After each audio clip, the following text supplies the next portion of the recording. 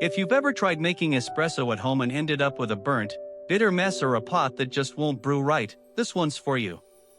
We're breaking down 5 mocha pots with real specs and honest flaws. Links below. Subscribe if you're new.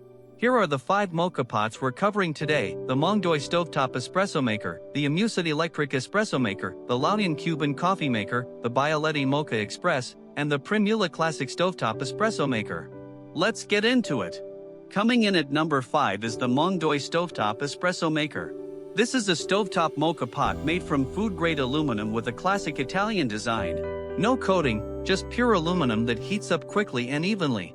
It comes with a safety valve and a heat-resistant handle. Not dishwasher safe, hand wash only to prevent oxidation. 2 advantages: the aluminum construction heats fast and evenly for consistent extraction, and the compact 6-cup size is perfect for 2 to 3 servings. The drawback is aluminum requires careful cleaning to avoid pitting over time. This is best for beginners who want an affordable entry into stovetop espresso. Now number 4 is a completely different beast. The Amusit Electric Espresso Maker. This is an electric mocha pot with a 6-cup capacity and a cool touch handle for safe pouring. The construction uses aluminum with a brushed finish and a detachable cord for easy storage. It works with standard 120V outlets and features an automatic shutoff for safety.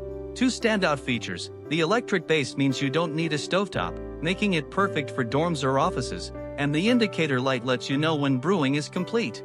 The drawback is the 6-cup capacity is smaller than some stovetop options. This is best for anyone without a stovetop who still wants authentic mocha pot espresso. Wait until you see what number 3 brings.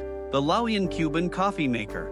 This is an electric mocha pot available in 3 or 6 cup sizes with a stainless steel body and a protective coating.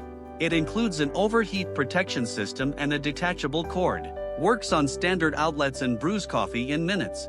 2 things that make this stand out: the stainless steel construction is more durable and rust-resistant than aluminum, and the overheat protection adds safety peace of mind. The honest downside is the protective coating can chip if you're not careful. This is best for people who want electric convenience with stainless steel durability. Stay with me because number 2 adds something most people overlook: the Bialetti Moka Express. This is the original stovetop mocha pot, made in Italy from polished aluminum with the iconic octagonal design. It features a patented safety valve, a heat-resistant handle, and a classic 6-cup capacity.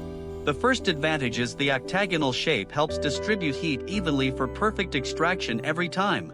Second, the quality construction means it lasts for years with proper care. The drawback is the aluminum needs special cleaning and isn't induction compatible.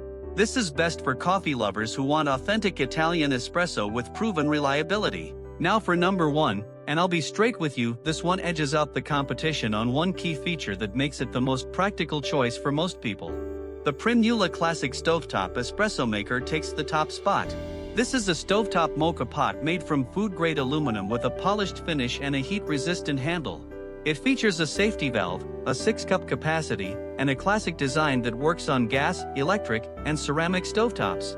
Here's what puts this at number 1. First, the precision-engineered filter ensures rich, full-bodied crema without bitterness. Second, the wide base heats evenly and extracts every drop of flavor. Third, it's incredibly easy to use and clean, making it perfect for daily brewing. The honest downside is it's not induction compatible. This is best for anyone who wants a reliable, affordable, and easy-to-use mocha pot that delivers cafe-quality coffee every morning. All links are in the description below. If this helped you out, drop a comment and let me know which one you're leaning toward, and if you haven't already, hit that subscribe button for more honest kitchen reviews every week. See you next time.